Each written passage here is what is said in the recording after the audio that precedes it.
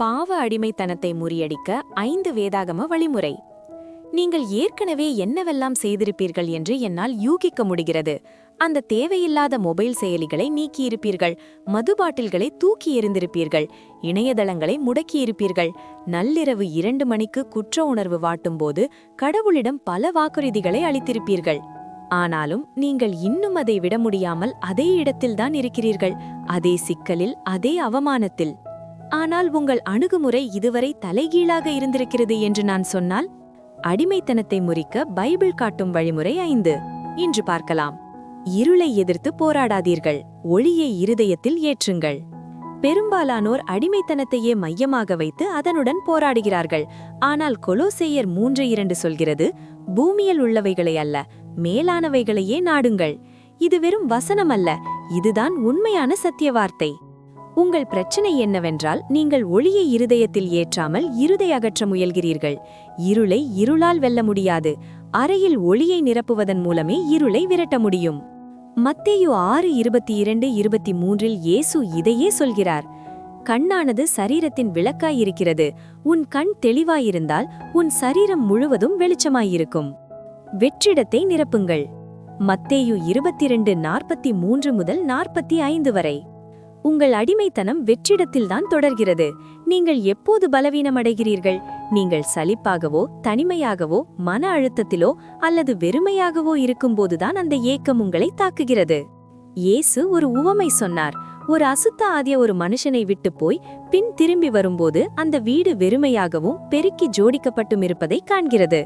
உடனே அது தன்னை விட பொல்லாத வேறு 7 ஆவிகளை கூட்டிக் கொண்டு வந்து அங்கே குடியேறுகிறது. இதனால்தான் உங்கள் அடிமைத்தனம் மீண்டும் மீண்டும் வலுவாக திரும்புகிறது.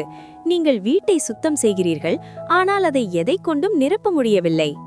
அகற்றுவதற்கு பதிலாக மாற்றம் செய்யுங்கள்.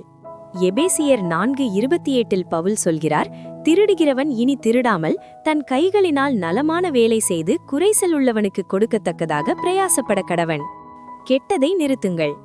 அதை விட்டு நல்லதை செய்யுங்கள். அதற்கு ஒரு நோக்கத்தை வைத்து நிறுத்த பாருங்கள். உங்கள் மூளையில் உள்ள நரம்பு பாதைகள் ஒரு நெடுஞ்சாலை போன்றவை. ஒவ்வொரு முறையும் நீங்கள் அடிமைத்தனத்திற்கு அடிமைப்படியும் போதும் அந்த சாலையை இன்னும் செப்பனிடுகிறீர்கள். பழைய சாலையை தகர்க்க முடியாது, புதிய சாலையைத்தான் அமைக்க வேண்டும். பிலிப்பியர் 4:8 சொல்கிறது, எவைகள் உண்மையுள்ளவைகளோ, எவைகள் ஒழுக்கமுள்ளவைகளோ அவைகளையே சிந்தித்துக் கொண்டிருங்கள். நாம் இதை நினைவில் கொள்வோம். கீழ்ப்படிதல் மற்றும் எதிர்ப்பு. யாக்கோபு 4:7 சொல்கிறது, தேவனுக்கு கீழ்ப்படிந்திருங்கள், பிசாசுக்கு எதிர்த்து நில்லுங்கள், அப்பொழுது அவன் உங்களை விட்டு ஓடிப்போவான். முதலில் தேவனுக்கு கீழ்ப்படியுங்கள். இரண்டாவது, எதிர்த்து நில்லுங்கள். சொந்த பலத்தில் போராடாதீர்கள். அந்த ஆசை வரும்போது உடனே சத்தமாக ஜெபியுங்கள். இறைவா, நான் பலவீனமாக இருக்கிறேன், எனக்கு உம் பலம் தேவை. பிறகு அங்கிருந்து நகருங்கள். வெளியே நடங்கள். உறவுகளுடனோ நண்பர்களுடனோ பேசலாம் அல்லது நடக்கலாம். உடற்பயிற்சி செய்யலாம். நம் மனதை வேறொன்றை நோக்கி மாற்றலாம். நம் தேவையில்லாத எண்ணங்களை நீண்ட நேரம் நம் மனதில் வைக்கவே கூடாது. அது எதிரியின் பிசாசின் பலம். மேலான ஒன்றை கண்டடையுங்கள். அடிமைத்தனம் தன் சக்தியை எப்போது இழக்கும் தெரியுமா? அதைவிட மேலான திருப்திகரமான ஒன்றை நீங்கள் கண்டடையும் போதுதான். மத்தேயு 13:44 இயேசு சொன்ன நிலத்தில் உள்ள புதையலைப் போல அந்த மகிழ்ச்சியினால் அவருக்கு உண்டான எல்லாவற்றையும் விற்று அந்த நிலத்தை வாங்குகிறார். நம் இயேசு கிறிஸ்துவின் பிரசன்னத்தை விட மேலான திருப்தி எதுவுமில்லை. உங்கள் போராட்டத்திற்கு தீர்வாக அமையும் ஒரு வசனத்தை கண்டடையுங்கள்.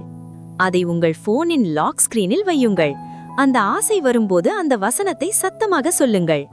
மறந்து விடாதீர்கள், நீங்கள் விடுதலைக்காக போராடவில்லை, கிறிஸ்து ஏற்கனவே பெற்று தந்த விடுதலையின் வாழ்க்கையில் வாழ்வோம். கர்த்தர் நம்மை ஆசீர்வதிப்பார். ஆமேன்.